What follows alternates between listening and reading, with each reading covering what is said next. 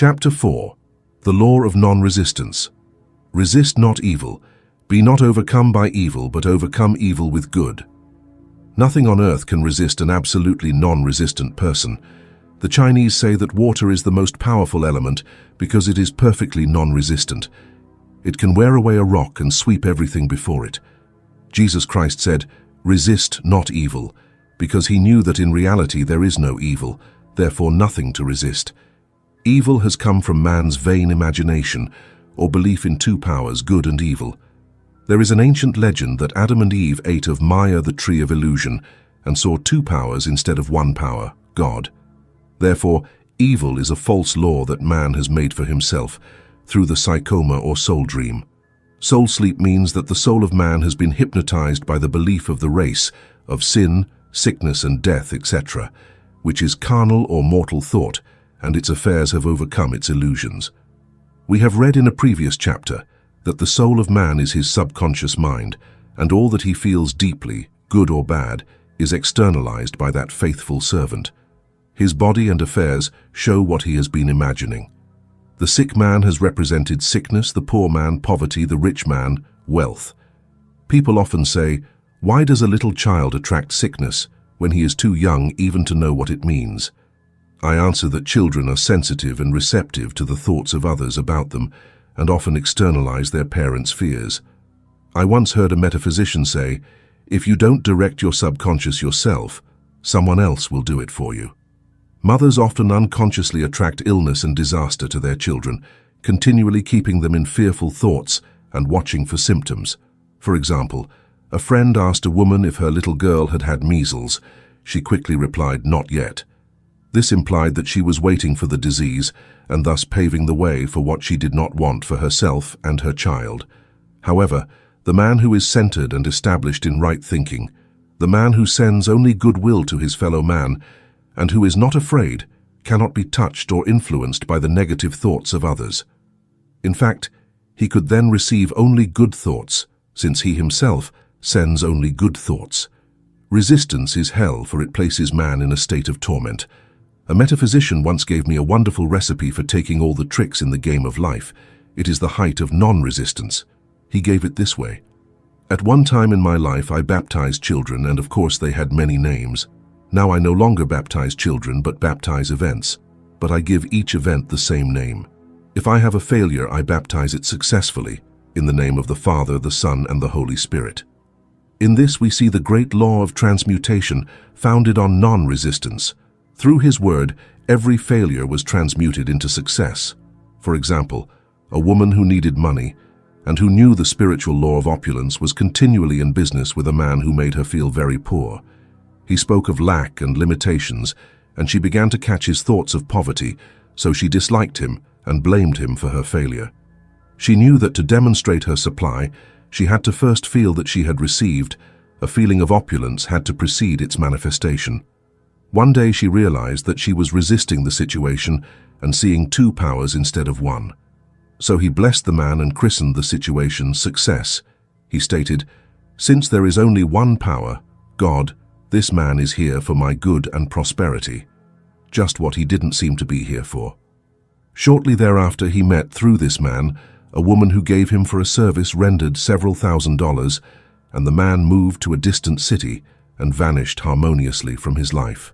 He states, "Every man is a golden link in the chain of my good, for all men are God in manifestation, waiting for the opportunity that man himself gives him to serve the divine plan of his life. Bless thine enemy, and thou shalt rob him of his ammunition. His arrows will be transmuted into blessings. This law is valid for nations as well as for individuals. Bless a nation, send love and goodwill to each of its inhabitants, and it is robbed of its power to harm." Man can only get the right idea of non-resistance through spiritual understanding. My students have often said, "I don't want to be a doormat." I reply, when you use non-resistance wisely, no one will be able to get past you. Another example. One day I was impatiently waiting for an important phone call. I resisted all incoming calls and did not make any outgoing calls, reasoning that it might interfere with the one I was waiting for. Instead of saying, "Divine ideas never conflict. The call will come at the right time." Letting infinite intelligence take care of it, I began to handle things myself. I made the battle my own, not God's, and remained tense and anxious. The ringer didn't ring for about an hour, and upon looking at the phone I discovered that the receiver had been off during that time and the phone was disconnected. My anxiety, fear, and belief in interference had caused a total eclipse of the phone. Realizing what I had done, I immediately began to bless the situation. I christened it success and affirmed, I cannot miss any call that belongs to me by divine right. I am under grace and not under law. A friend rushed out to the nearest telephone to alert the company and reconnect. He entered a crowded grocery store, but the owner left his customers and took the call himself. My phone connected immediately, and 2 minutes later, I received a very important call, and about an hour later, the one I had been waiting for. One's ships come in on a calm sea. As long as a man resists a situation, he will have it with him. If he runs away from it, it will run after him. E.g., one day I repeated this to a woman and she replied, "How true it is. I was unhappy at home. I disliked my mother, who was critical and domineering. So I ran away and married. But I married my mother because my husband was exactly like my mother, and I had to face the same situation again. Agree with your adversary quickly. That means agree that the adverse situation is good. Don't get upset about it, and it falls of its own weight. None of these things move me," is a wonderful statement. The inharmonious situation comes from some inharmony within the man himself. When there is, in him, no emotional response to an inharmonious situation, it vanishes forever from his path. So we see that man's work is always with himself. People have said to me, "Give treatments to change my husband or my brother." I answer, "No, I will give treatments to change you. When you change, your husband and your brother will change." One of my students had a habit of lying. I told her that it was a failed method and that if she lied, she would be lied to. She replied, "I don't care. I can't get by without lying." One day I was talking on the phone with a man I was very much in love with. He turned to me and said, "I don't trust him. I know he lies to me." I replied, "Well, you lie yourself, so someone has to lie to you, and it's bound to be just the person you want the truth from." Sometime later I saw her and she said, "I'm cured of lying." I asked her, "What has cured you?" She replied, "I have been living with a woman who lied worse than I did." One is often cured of one's faults by seeing them in others. Life is a mirror, and we only find ourselves reflected in our associates. Living in the past is a method of failure and a violation of spiritual law. Jesus Christ said, "Behold, now is the accepted time. Now is the day of salvation." Lot's wife looked back and became a pillar of salt. The thieves of time are the past and the future. Man must bless the past and forget it if it keeps him in bondage, and bless the future, knowing that it has infinite joys in store for him, but live fully in the now. For example, a woman came to see me, complaining that she had no money to buy Christmas presents.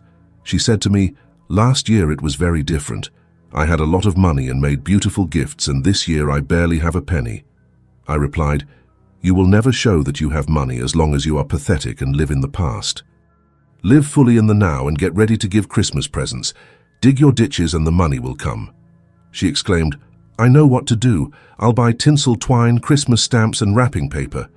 I replied, "You do that, and the presents will come and stick to the Christmas stamps."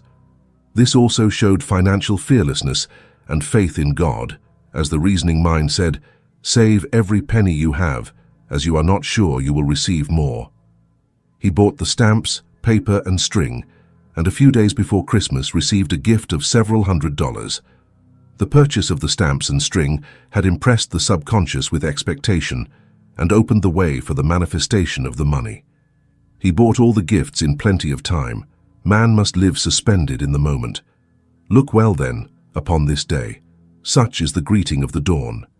He must be spiritually alert, always watching for his clues, seizing every opportunity. One day I said continuously, silently, "Infinite Spirit, let me not miss a trick." And something very important was said to me that night. It is very necessary to begin the day with right words. Make an affirmation immediately upon awakening. For example, "Thy will be done today. Today is a day of fullness. I give thanks for this perfect day. Miracle will follow miracle, and wonders will never cease. Make this a habit, and one will see wonders and miracles come into one's life. One morning I picked up a book and read, "Look with wonder at what is before you." It seemed to be my message for the day, so I repeated over and over again, "Look with wonder at what is before you." Around noon I was handed a large sum of money, which I had been desiring for a certain purpose. In a following chapter, I will give the affirmations that I have found most effective. However, one should never use an affirmation unless it is absolutely satisfactory and convincing to one's own consciousness, and often an affirmation is changed to suit different people. For example, the following has brought success to many.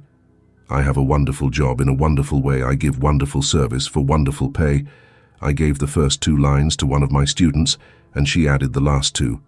It was a powerful phrase, as there should always be perfect pay for perfect service, and a rhyme sinks easily into the subconscious.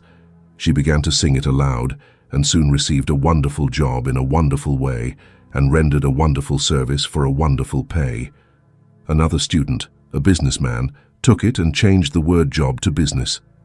He repeated, "I have a wonderful business, in a wonderful way, and I give wonderful service for wonderful pay." That afternoon he did $41,000 worth of business, although there had been no activity in his affairs for months. Each statement should be carefully worded and cover the ground completely. For example, I met a woman who was in great need, and she made a demand for work. She received a great deal of work but was never paid anything. Now she knows how to add wonderful service for wonderful pay. Man has a divine right to have plenty, more than enough. His barns must be full, and his cup runneth over. This is God's idea for man, and when man breaks down the barriers of lack in his own consciousness, the golden age will be his, and every righteous desire of his heart will be fulfilled.